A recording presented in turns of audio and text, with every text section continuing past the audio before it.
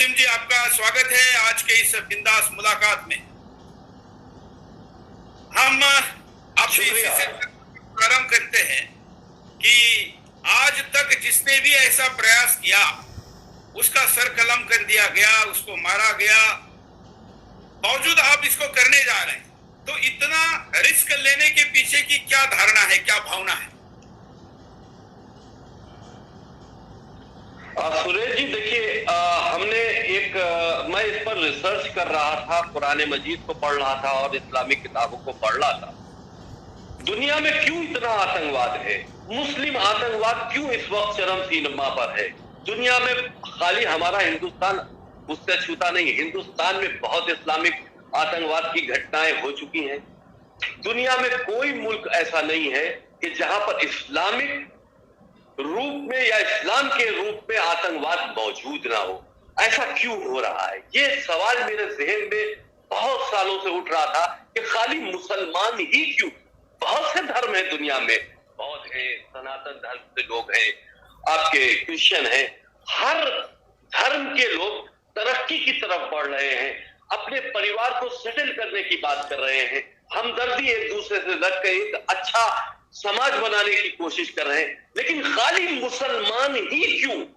पूरी दुनिया में मिसाइल, बम, AK-47, बड़े बड़े असलहे, और जिनके पास कुछ नहीं है उनके हाथ में पत्थर, ईंटे, ये क्यों? क्या चाहते हो? इन सारी चीजों को मैंने देखा, आपने देखा होगा, बहुत से वीडियोस इस तरह से आए कि छोटे छोटे बच्चे भी हाथ में पत्थर लिए हुए हैं। आज उनके हाथ में पत्थर है, लेकिन जब वो जवान होंगे तो उनके हाथ में मिसाइल्स होंगे। क्यों? ऐसी ट्रेनिंग क्यों मुसलमानों को दी जा रही है? ये सवाल पूरी दुनिया के लिए एक वो सवाल है कि जिसकी गुलत्ती सुलझ नहीं रही थी कि ऐसा क्यों हो रहा है। मुसलमान पूरी दुनिया का क्या चाहता है? किस हक की लड़ाई लड़ रहा है? अरे भाई, और दूसरे धर्म है, सब अपने अपने समाज में तरक्की कर रहे हैं, सब आपस में मिलजुल के चल रहे हैं, लेकिन आप ही क्यों लड़ रहे हो? किस बात की लड़ाई लड़ रहे हो? आपने देखा सीरिया में किस तरह से ब्रिटिशर्स को और दूसरे शिया समाज के लोगों के उनके गला काट के वीडियो और उसके ऊपर नारा लगाते अल्लाह अकबर, यानी अल्लाह सबसे बड़ा है। ये कौन सा अल्लाह है जो सबसे बड़ा है और तुम उसकी गर्दन काट रहे हो? इंसान तुम भी हो, जिसकी गर्दन काट रहे हो वो भी इंसान है। तुम्हें जरा सा डर नहीं है, तुम्हें जरा सी हमदर्दी नहीं है कि एक इंसान की गर्दन काट कर और कह रहे हो अल्लाह सबसे बड़ा है? अगर तुम्हारा अल्लाह गर्दन काट कर सबसे बड़ा होता है तो भाई हम उस अल्लाह को नहीं मानना चाहते। वो अल्लाह तुम्हारा फेक अल्लाह होगा, लेकिन अल्लाह वो है जिसको हम मानते हैं। अल्लाह वो है जिसने कुरान के अंदर बहुत से ऐसे मैसेजेस दिए हैं कि इंसान से इंसान जीव के रहे। लोग ऐसा कहते हैं, मैसेज बहुत से लोग ऐसा कहते हैं कि अल्लाह का इस्लाम अलग है, मुल्ला का इस्लाम अलग है, लेकिन हमको तो एक ही इस्लाम दिख रहा है। देखिए, बहुत अच्छी बात कही। मुल्ला का इस्लाम वही है जो अल्लाह का इस्लाम है।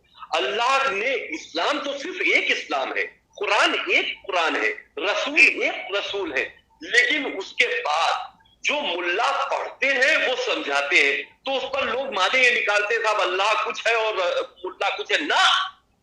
जो मुल्ला है वही अल्लाह है, वो अल्लाह के मैसेजेस देते हैं, लेकिन अब उनको समझाने में या कुरान पे आवाज जब हमने रिसर्च की आई तो उसमें ये बात समझ में आई कि आतंकवाद कुरान से ही निकल रहा है, कुरान से ही डेवलप हो रहा है। उसमें वो देखिए, किसी भी मदरसे में या किसी भी मुस्लिम बच्चे को सबसे पहला माँ बाप कोशिश करते हैं कि वो कुरान पढ़ के खत्म कर दे। कुरान पढ़ना एक मुस्लिम बच्चे के लिए आम बात है, बेसिक इस्लाम की टीचिंग है, और उस बेसिक चीज में अगर ऐसी आयतें शामिल हैं तो अगर उन आयतों को प्रमोट किया जाता है मदरसों के अंदर जो आतंकी शिक्षा देते हैं, तो आप पढ़ के कुछ लोग उसको नॉर्मली पढ़ के निकल जाते हैं, लेकिन कुछ लोग उसी को बेस बनाकर दूसरों से नफरत करने लगते हैं। तो इन्हीं सारी चीजों को हमने देखा कि आतंकवाद कहीं से नहीं आया है, आतंकवाद कुरान से ही आया है। कुरान ने ही आतंकवाद को बढ़ावा दिया है। आज उसी कुरान को पढ़कर तुम दूसरों के गर्दन काटकर अल्लाह अकबर का नारा लगा, ये कौन से मजहब को मानते हो? ये कौन से अल्लाह को मानते हो? ये अल्लाह के किस रसूल की बात को कर रहे हो कि जिस रसूल के तुम हमें बताओ कि रसूल ने किसी की गर्दन काटकर अल्लाह अकबर का नारा दिया हो। तो तुम कौन सा रसूल की सीरत पर अमल कर रहे हो? तुम कहते हो कि रसूल की सीरत पर अमल करना सुन्नत है। हमको वो सुन्नत हमको किसी भी हिस्ट्री में दिखा दो कि रसूल ने किसी की गर्दन काटी हो। तो ये कौन सी सूरत है? ये कौन सी सुन्नत है? आज जो जिहाद शब्द है या आतंकवाद का पर्यायवाची शब्द बन गया है दुनिया में। जी देखिए, जिहाद को अगर हम समझे तो कुरान के अंदर जिहाद के कई माने हैं। अल्फाज से जिहाद करना, हाथों से जिहाद करना। लेकिन आपने जो आयतें निकाली है, आपका मानना है कि आयतें ही उसके लिए जिम्मेवार है जिनको आप निकालने की बात कर रहे हैं। देखिए, जिहाद की बहुत आयतें हैं, वो मैंने नहीं हटाई। मैंने सिर्फ वो आयत हटाई है जिसमें जिहाद के माने लड़ना है या मारना है या मरना है। उन आयतों को मैंने टारगेट करके उनको हटाने की बात कही है और मैंने हटाई भी है। हटाई है इसलिए हटाई है कि तुमको ये समझना पड़ेगा। अब वो कुरान जो है मैंने अपनी तरफ से नहीं लिखा है, उसमें कुरान की वो आयतें रखी गई हैं जिसको तुम अल्लाह के मैसेजेस कहते हो। हम भी उस पर एतकाद रखते हैं, भरोसा करते हैं, हम भी उसको मानते हैं। लेकिन अगर कोई ऐसी आयत जिस पर सवालिया निशान खड़ा होता है, जो इंसानियत के विपरीत है, हम नहीं मानते कि वो अल्लाह के मैसेज है। तुमने उसमें कहीं ना कहीं इसमें एक बात ये, जब मैंने आपकी नाम की घोषणा की कि हम ऐसा करने जा रहे हैं और आपने इतनी क्रांतिकारी, जो कि सामान्य चीजें हिंदुस्तान में तो ऐसा कोई बोलता नहीं और बोलने वाला मुसलमान बोल रहा है तो उसका एक अलग वैल्यू है। मुझे दुनिया भर के कई मुस्लिम स्कॉलर से मैंने बात की तो उन्होंने कहा कि ये जो बात वसीम जी करने जा रहे हैं ये दबी जुबान में सबके मन में है, लेकिन बोलने का साहस आपने किया हुआ है। आप मानते हैं जी? आज हम आपके साथ, बिल्कुल आज हम आपके साथ में हैं। हो सकता है कि कल हम मार दिए जाए, ये हमेशा हुआ है। मौत एक ऐसी चीज है जो सबको आनी है, हमें आपको। दुनिया में जो जीवित है उसका अंत होना है, तो हम उससे नहीं डरते। लेकिन मुझको देखिए, बहुत सी चीजें हैं, खबर है कि पूरे मुस्लिम वर्ल्ड के लोग पैसा इकट्ठा कर रहे हैं, किसी बड़े क्रिमिनल्स को तय कर रहे हैं, उनको कई 100 करोड़ रुपए की फंडिंग हो रही है, असलहे खरीदे जा रहे हैं कि मेरा मुंह बंद नहीं कर सकते हो, इसलिए हमको मारने की साजिश कर रहे हो। तो आज हम आपके साथ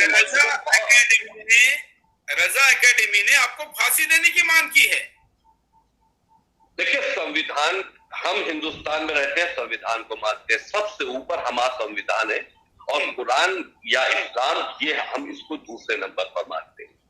संविधान में कोई भी किसी को इस तरह अल्फाज पे फांसी नहीं दे सकता। हमारी बोलने की आजादी है। हमने बात को समझा है। आप प्रूव करो ना, आप क्यों करे बैठे हो? हमने अगर किसी को गलत कहा, तुम साबित करो कि ये सही है। बिल्कुल, इसमें फांसी देने की क्या बात होती है? तुम हमको प्रूव नहीं कर सकते, बस मेरी गर्दन काटने की बात कर रहे हो। तो इसका मतलब क्या है कि तुम गलत हो। तुमको मालूम है कि तुम गलत कर रहे हो। तुम्हें मालूम है कि वसीम रिजवी ने ऐसा पॉइंट निकाला है रिसर्च करके कि जो तुम्हारे कपड़े उतार रहा है, तो लिहाजा वसीम रिजवी आगे और बोले, इससे पहले वसीम रिजवी की जबान उसको मार के बंद कर दी जाए। यही तो साजिश है। बिल्कुल। तो हम अभी उन आयतों को लेते हैं जिन पर आपको आपत्ति है, आप एक एक करके उसको बताते जाइए। हम उसको स्क्रीन में यहाँ पर ग्राफिक पर भी दर्शकों के सामने रखते जाए।